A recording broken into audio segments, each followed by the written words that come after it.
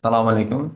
Demak, bugun metal va metal emaslar mavzusi, metal va metal emaslarning farqlari, ularning o'xshashliklari bilan tanishamiz. Demak, e, biz bilamiz tabiatda moddalarni oddiy va murakkab tarkibiga qarab turib oddiy va murakkabga bo'lamiz, lekin oddiy moddalarning o'zi ham ikkiga bo'linadi. Demak, ularni metal xususiyatli va metal emas xususiyatlilarga bo'lamiz.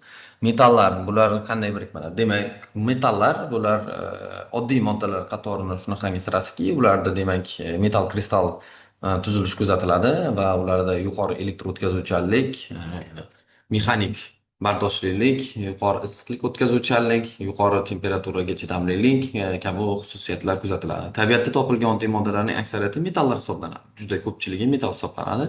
Biz ularni ba'zilarini kundalik hayotda tez-tez uchratamiz. Shuning uchun biz ularni qanday ko'rinishda, endi nima uchun ishlatishini bilamiz. Ammo ko'pchilik holatda metal va metal emaslarni ko'pincha adashtirib yuborishadi. Sababki o'rtada переходной, ya'ni o'tish elementlar moddalar ham mavjud. Ya'ni ayrim paytlarda vaziyatga qarab metallik xususiyati, vaziyatga qarab metal emaslik xususiyatini namoyon qiluvchi oddiy moddalarimiz ham bor. Biz ularni amfoterlar deb ataymiz. Alyuminiy misol, berilliy misol, bularga yorqin misol bo'la oladi, chunki bularda vaqti kelganda kislotalarda, vaqti kelganda ishqorlarda, vaqti kelganda metallik, vaqti kelganda metal emaslik xususiyatlarini ham namoyon qiladi. Demak, xona haroratida metallar qattiq holatda bo'ladi, simobdan tashqari. Simob chunki suyuq holatda bo'ladi. Ularni demak hammasi mexanik bardoshli, mexanik qattiqlikka ega bo'ladi. Ko'pgina metallar oltin va misdan tashqarisi turli xil soyalar bilan kumush, kulrang rangga ega bo'lishi mumkin. Ya'ni har xil ranglarda tovlanishi mumkin. Barcha metallar metal yorqinlikka ega, ya'ni metal yaltiroqligiga ega deymiz. Metal issiqlik va yoki elektr tokini yaxshi o'tkazadi. Bu uni asosan metal kristal panjarasidan kelib chiqadi.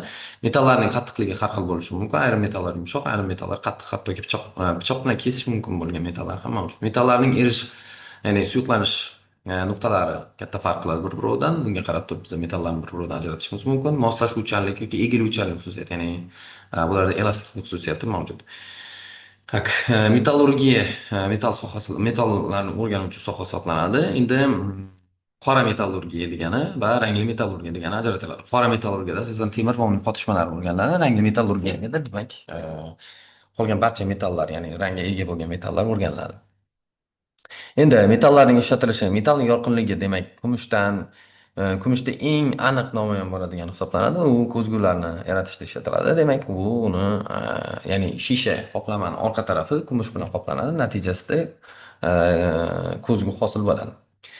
Endi elektr o'tkazuvchanlik xususiyati misdan aniq juda ham yorqin namoyon bo'ladi. Biz bilamizki, ko'pchilik konstruksiyalarda, ya'ni mikrochiplarda, mikrosxemalarda misni qotishmalaridan va misni birikmalaridan foydalaniladi. Chunki misda juda elektr o'tkazuvchanlik xususiyati juda yuqori. Oltinda ham yuqori bo'ladi, lekin oltindan foydalanilmaydi, chunki oltin juda qimmatli qiladi. Lekin kumush oltinda misnikidan yuqoriroq elektr o'tkazuvchanlik xususiyati aniqlangan. Endi misning issiqlik o'tkazuvchanligi ham juda yuqori hisoblanadi. Buni biz misdan yasalgan buyumlarda ko'p kuzatishimiz mumkin. Mis choynaklar, misol, misdan yasalgan oshxona buyumlarini ko'p ko'rganmiz. Endi ba'zi bir metallardan demak biz bilamizki, yumshoq ishlov berish oson bo'lgan misga o'xshagan metallardan, misol chizg'ichga o'xshagan yoki bo'lmasa shunga o'xshagan tunukalardan, misol yumshoq konstruksiyalarni yasashda foydalanishimiz mumkin. Endi alyuminiy yengil bo'lganligi sababli ham alyuminiy qotishmalaridan ko'pincha aviatsiyada, ya'ni aviasozlikda juda ko'p foydalaniladi. Undan tashqari alyuminiy korroziyaga juda ham bardoshli metallar sirasiga kiradi. Endi og'ir metallardan ham o'ziga yarasha foydalanish usullari bo'lgan. Misol, qo'rg'oshindan juda og'ir bo'lganligi uchun unda suvga sho'ng'ishda ballast sifatida ishlatilgan. Misol, oyoqqa kiyib, buni og'irlik kuchi ta'sirida u suzuvchini yoki bo'lmasa o'sha odamni suvni tagigacha olib tushirishi mumkin. Xo'p, endi turli metallarning erish nuqtasi sezilarli darajada farq qiladi dedik. Misol, simobniki 39 gradusda o'sha suyuq holatda bo'ladi, platinaniki 1735 gradus, volframga 3000 dan ortiq temperatura kerak bo'ladi ularni suyultirish uchun. Demak, metallarning egiluvchanlik xususiyatlari, bularda elastiklik xususiyatlari, misol bilamiz, ko'pchilik metallar, ya'ni hammasida egiluvchanlik xususiyati mavjud. Endi Oltin o'zini plastikligi bilan boshqa metallardan juda ham ajralib turadi. Misol filmlarda ham, eski filmlarda ham biz ko'rardik. Tillarni ajratish uchun uni tishlab ko'radi, ya'ni tishi bilan unga shakl berishga harakat qilib ko'radi. Ya'ni u tez mexanik ta'sirlarga javob qaytaradi, ya'ni o'zini shaklini o'zgartiradi. Endi temir kulrang metallar sirasiga kiradi va biz bilamiz temirdan juda ko'p. Biz endi metal konstruksiyalarda temirdan juda ko'p foydalanadi.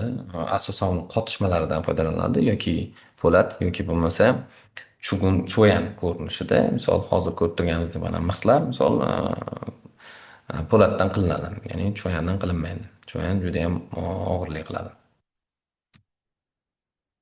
Endi mis. Demak, qizil rangli metal hisoblanadi. Bundan biz bilamiz, elektr simlarini tayyorlashda, motorlarni, qoplamalarini tayyorlashda ishlatiladi. Demak, ruhning ko'rinishini ko'rib turibsiz. Demak, ruhdan ham elektrotexnikada ko'p foydalaniladi. Metallarni qoplashda ham foydalaniladi. Demak, ba'zi bir metallar boshqa bir metallarni qoplashda ko'p foydalanadi. Misol uchun nikelni oladigan bo'lsak, nikel qoplamadan juda ko'p foydalanadi, ya'ni metallarni yuzasini nikel bilan qoplash. Endi metallsiz texnik taraqqiyotni umuman tasavvur qilib bo'lmaydi. Deyarli barcha konstruksiyalar, aviatsiya, kosmik kemalarning yasalishi barchasi demak, albatta biz bilamiz yog'ochdan yasalmaydi. Bularning hammasi metall konstruksiyalar va metallardan yasaladi. Endi metal emaslarga to'xtaladigan bo'lsak, metal emaslar. Ular demak, quyidagi xususiyatlari bo'ladi. Bularda elektr o'tkazuvchanlik, issiqlik o'tkazuvchanlik, elastiklik xususiyatlari bo'lmaydi.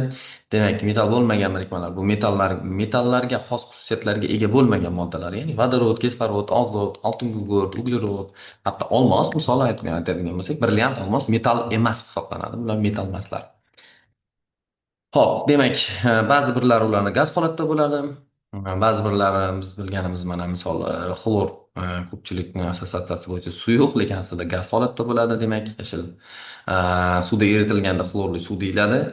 Biz xlorni gaz holati bilan xlorni suyuq holatini, demak, uni suvda erigan holati u xlorli suv deyiladi. Bu yerda gipoklorid va xlorid kisloта holatida bo'ladi. Bu yerda bo'lsa чисто газообразный, ya'ni gaz holatidagi xlor ko'rsatilgan. Demak, brom qizg'ish rangli suyuqlik hisoblanadi. Suyuq modda hisoblanadi. Bu galogenlar sirasiga kiradi. Suvda eritilsa, bromli suv hosil bo'ladi va u bu rangda bo'lmaydi. Ya'ni u och qizil rangda bo'ladi. Endi oltin gurt, ko'pchilik oltin gurtni ko'rgan sariq rangli kukun kristal tuzilishida bo'lishi mumkin. Qizil fosforning ko'rinishi.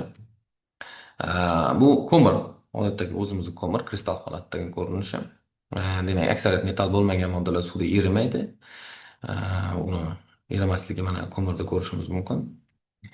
Demak, endi fosfor, qizil fosfor, misol suvda erimaydi. Mana suvga solinganda ham u metall emas, suvni tagiga cho'kadi. Oltin gurt zichligi kichkina bo'lganligi sababli ham u suvni yuzasiga flotatsiya holatda chiqazib oladi. Endi metalloidlar deymiz, ya'ni amfoter. Biz tepada yuqorida eslab o'tganimiz yarim metal emas xususiyatli moddalarimiz ham mavjud. Bular kremniy, germaniy, mishak, tellur, surmaga o'xshaganlarimiz borki, bular ham metal emas xususiyatini namoyon qiladi. Shu bilan biz keyingi darsimizda metallar mavzusiga hali batafsil to'xtalamiz, ularning korroziyasi, ularning kimyo xossalari, olinish usullariga. Hammaga rahmat. Keyingi leksiyalarimizda ko'rishguncha.